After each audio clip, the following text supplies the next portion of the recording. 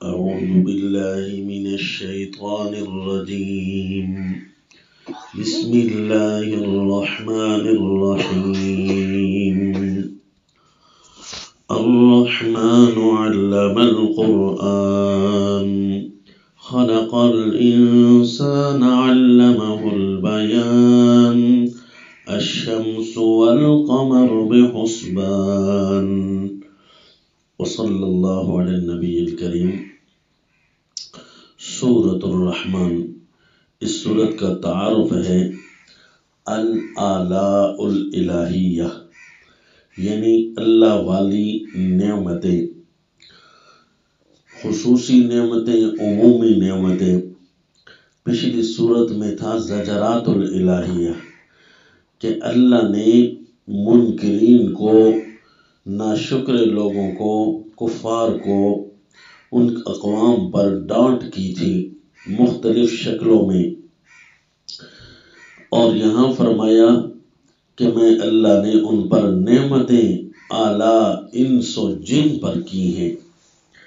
اب ان نعمتوں کو جو ٹھکراتا ہے، ان نعمتوں کو استعمال کرنے کے باوجود اللہ کی ذات کا منکر ہوتا ہے، اللہ کریم کے احکام کو پس پشت ڈالتا ہے، پھر اللہ کی عظمت کا مقابلہ تو نہیں ہو سکتا. آلاء الرحمن علی الانس والجان من الخلق الى الجنان فتبارک اسم ربک ذی الجلال والاکرام. آلاء الرحمن علی الانس والجان، اللہ کی نعمتیں، رحمتوں والی ذات کی خصوصی رحمتیں انسانوں اور جنوں پر ہوئی ہیں، کیونکہ اس صورت میں بار بار آئے گا فَبِأَيِّ آلَاءِ رَبِّكُمَا تُكَذِّبَانِ. اے جن و انس، تم اپنے رب کی کون کون سی نعمتوں کو جھٹلاؤ گے؟ اللہ نے اس زمین پر رہنے والی مخلوقات، اس کے اندر کسی طور پر رہنے والے خصوصاً انسان اور جن، ان کی نعمتوں کے بڑے عجیب اور جامع تذکرے فرمائے. اس لیے ہر فَبِأَيِّ آلاء کی جو آیت ہے وہ ایک الگ عنوان رکھتی ہے. من الخلق الی الجنان، ابتدائے آفرینش سے لے کر جنت کے آخری مرحلے تک، وہاں تک کی نعمتیں اللہ نے گنوا ڈالی اس صورت کے اندر. اور آخر میں فرماتے ہیں فَتَبَارَكَ اسْمُ رَبِّكَ ذِي الْجَلَالِ وَالْإِكْرَامِ.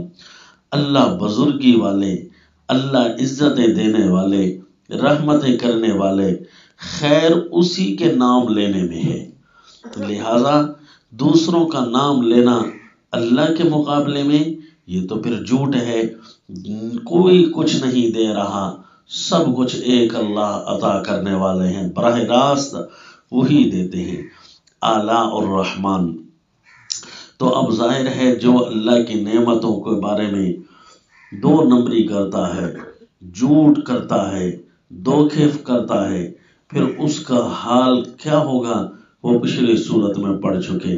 اس صورت کی ابتدا اللہ نے بڑے عجیب الفاظ سے ارشاد فرمائی الرحمن علم القرآن خلق الانسان، کہ رحمان وہ ہے جس نے قرآن سکھایا ہے، خلق الانسان، انسان کو پیدا کیا ہے. اب ہونا تو یہ چاہیے تھا کہ انسان کو پیدا کیا ہے پھر اسے قرآن سکھایا ہے، لیکن پہلے تذکرہ کیا کہ قرآن سکھایا ہے، پھر فرمایا انسان کو پیدا کیا ہے. گویا سب سے بڑی نعمت قرآن ہے. یہ اللہ احکم الحاکمین ہو کر بندوں کے ساتھ کلام کر رہے ہیں، جو بندے بہت چھوٹے ہیں اللہ کی مخلوقات میں سے، اور پھر اللہ ان کے ساتھ کلام کر رہے ہیں. کتنی بڑی نعمت ہے. اس نعمت کو اگر کوئی نہیں وصول کر رہا تو یوں سمجھے وہ پیدا ہی نہیں ہوا. خلق الانسان، اس نے اپنے پیدا ہونے کے مقصد کو گرا دیا. جس کے لیے دنیا میں آیا تھا وہ تھا اللہ کی باتیں اور اللہ کے احکام پر عمل کرنا.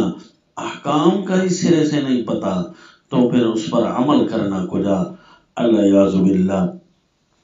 اللہ نے قرآن سکھایا، انسان کو بنا، یہ سب سے بڑی نعمت ہے.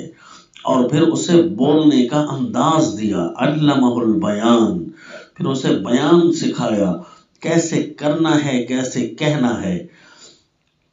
پھر اللہ نے اپنی نعمتیں جو اس زمین پر براہ راست انسان کے ساتھ معلق ہیں، اللہ نے ان نعمتوں کے عجائبات بھیجے، پانیوں کے اندر، فضاؤں کے اندر، انسانی جسم کے اندر، پھر اس کے عقول کے اندر، پھر اللہ نے اس کے لیے جو جنت میں کچھ تیار کیے ہیں وہ اعلیٰ ہی اعلیٰ نعمتیں ہی نعمتیں۔ خصوصی تذکرہ کرتی ہے یہ صورت۔ اب کوئی کہے کہ اللہ کریم نعوذ باللہ یہ قوموں کو کیوں تباہ کرتے ہیں، تو کم از کم اسے اپنے اوپر نظر ثانی کرنی ہوگی کہ اللہ کی کتنی نعمتیں ہیں تمہاری منتظر، تمہاری گود اللہ بھر دیتے ہیں نعمتوں سے، کتنی آسانیاں اور فراوانی اللہ تمہیں عطا کرتے ہیں۔ گویا یہ صورت اللہ کی نعمتوں کی یاد دلاتی ہے، الآلاء الالہیہ۔ پھر مزید، یہ تو اس کا تعارف ہے، پھر مزید اس کو پڑھنے کے ساتھ اس صورت کے عجائبات پھر مزید کھلتے ہیں۔ وما علینا الا البلاغ۔